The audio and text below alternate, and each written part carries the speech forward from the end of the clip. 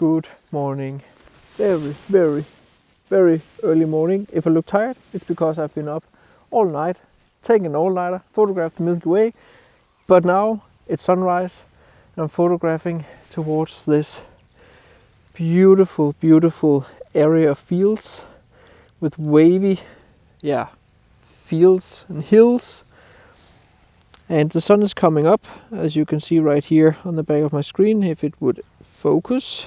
The sun is coming up and the fields are down here. Right now, because I'm shooting straight into the sun, I'm bracketing the photo. What I am really waiting for is that the sun comes so far up that it starts casting its light down on top of those wavy hills. And I'm just going to zoom into the hills and make this beautiful abstract where the top of the hills are getting lit up. I think it's going to be absolutely gorgeous. So Sam is with me again, and he is limited to his 70 to 200 millimeter. I have my 100 to 400 millimeter, and it does give that extra reach. Obviously, if you have a 200 millimeter and you have a high megapixel camera, you can just crop into those 400 millimeter, equivalent to 400 millimeter. But nevertheless, it is nice to have 100 to 400. I'm using it so much in these hilly areas here in Tuscany. Settings wise, I am shooting at f16, ISO 100, gives me whatever shutter speed. I'm on a tripod, 2 seconds delay, and then just into the scene.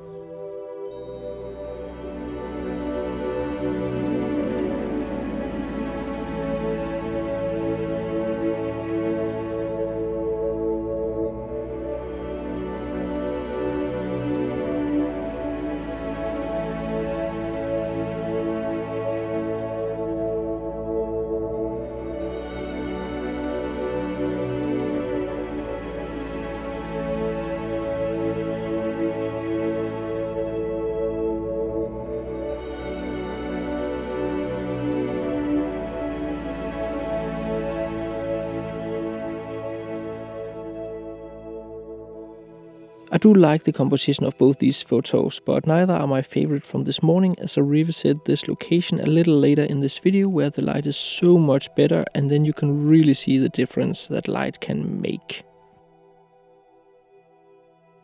It's so funny when you're photographing, because you just go into this adrenaline mode, you just keep going, even though I've been awake for more than 24 hours.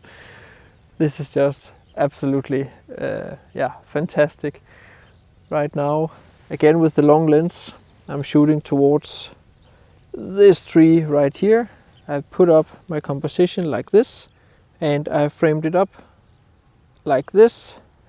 I'm trying one shot where I'm shooting it here, and then also one where I just do like this here, but I have to be a little bit careful of up here. Oh, whoa, I'm tired because some of the sky is coming out. So obviously I don't want to show that because it is quite bright, just like the sun here. So it detracts from the photo. F11, ISO 100, again, straight on. This photo is arguably a bit meh. The area around the tree is a bit messy, and in this case the front light direction just doesn't work. I have an example later in the video where you can see why I usually prefer backlighting when photographing trees. So right now I'm photographing towards a little house on a hill. See right here, looks beautiful how the light hits the hill, and then I of course have the fields here in the front. For now I'm not introducing those in the scene. As you can see, I framed it up like this, and I have this change between one field and the other to make this kind of pattern in this photo. f16, ISO 100 and 1/15 of a second. The reason why I'm placing the house all the way up here is because this line counterbalances the house. I don't expect to use the bottom here, so I'm going to crop it just here, and I may also go a little bit further over. I can see Sam is here, so there may be some good patterns over there also.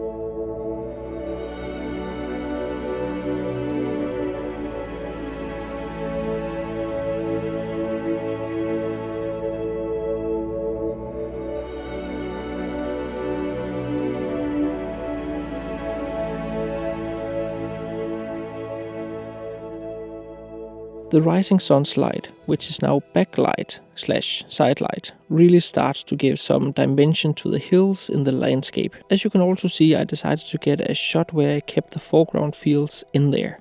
I think they do add quite a lot to the context of the scene and makes the house on top of the hill look even smaller, which is one of the effects of introducing a lot of negative space. Negative space is just one of the 18 subjects I cover in my 2 ebooks on composition. The ebooks are easy to read with minimal text and loads of photos to emphasize my points. As always, thanks a lot to all of you who've already got them and gave them 5 stars. Be sure to get the ebooks via the links in the description of the video if you want to improve your skills on composition. Like with this low sun, there are just compositions everywhere in such a hilly landscape as this. And right now I'm photographing this scene right here. I'm not sure if you can see it for the sun. Let's see if we can focus this one again. There we go. And this scene here is just absolutely beautiful. How the fields just wave in and are filled with the golden light on golden barley, I think it is. And how there's just like this line that breaks down through it all, lines that breaks in. Yeah, it's patterns.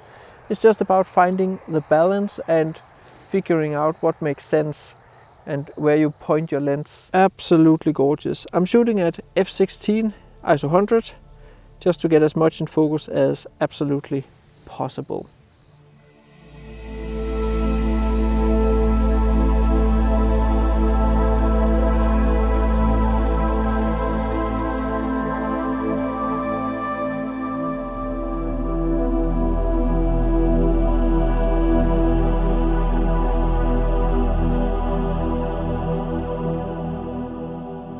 Here you could really see the light in all its glory, backlighting the individual straws of barley, carving out the hills in the landscape and emphasizing the lines. Due to the long focal length, I decided to focus stack this photo. One shot for the immediate foreground and one for the fields in the background. Both photos shot at f16 as to get as much overlap between the photos as possible.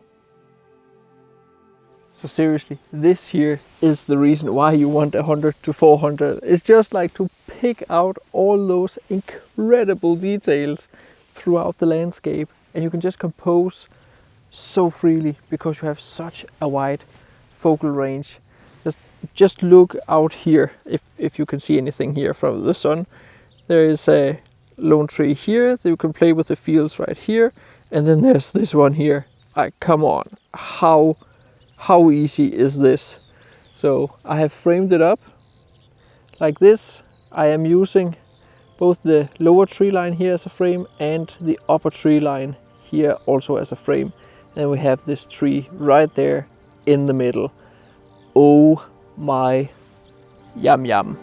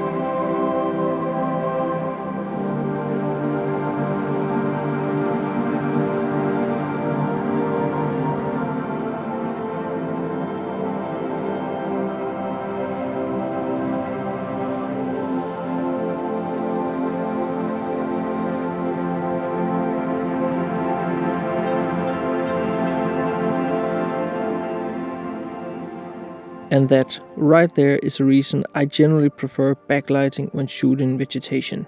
As you can see on this photo, I also tried another more zoomed out composition than the one I described on location. Let me know in the comments which one you prefer. There is, of course, no right or wrong, but I'm pretty sure I prefer the zoomed out version. I'm also surprised I have not seen this composition online before, because the tree and the scene is rather obvious to photograph. But yeah, generally this is why I prefer backlighting. It also helped that there were a bit of moisture in the air. Fog can be a bit too thick, but a moisty atmosphere really comes alive when backlit. In my huge Photoshop for Landscape Photographers post-processing course, I have an entire 46 minutes tutorial on how to add and control glow in your landscape photos. The course is built up progressively so that everyone from beginner to advanced should learn something from it. Besides glow, I also cover how to focus stack, edit with luminosity masks, blend complex photos, and much more. There is a link and a coupon code in the description of the video if you want to save a bit of money. So that shot there with the tree and all the lines, that is probably one of my favorite photos of 2022. And right now I'm photographing towards something that might be one of my favorite abstracts of 2022. So I'm back, or we are back at the same fields as before, but right now the sun is hitting the top of all these fields and it looks absolutely fantastic. Like, holy macaroni. So F16, and then I'm just zooming in, so I'm filling the frame just with lines from tractors and hills and the fields, and yeah, like there's no doubt about what it is you're looking at. So it's not that abstract, I guess, but it's just about shapes and lines and patterns. Beautiful. So horizontal and vertical. F16, did I mention that? To get everything in focus? I probably did. Long lens, again, I'm all the way, I'm actually just beyond 200mm for this shot here. And then I have to zoom a little bit more in to get the vertical shot. But this is fantastic.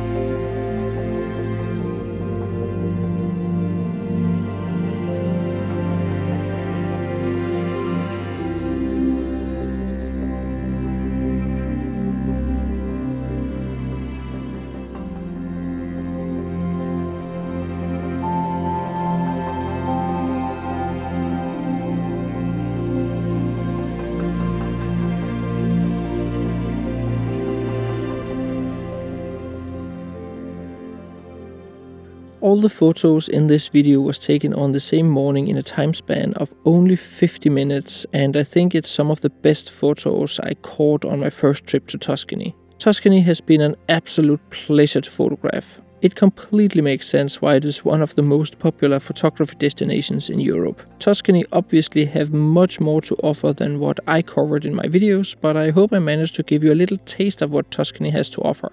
And speaking of taste, obviously, remember the wine. The wine is fantastico.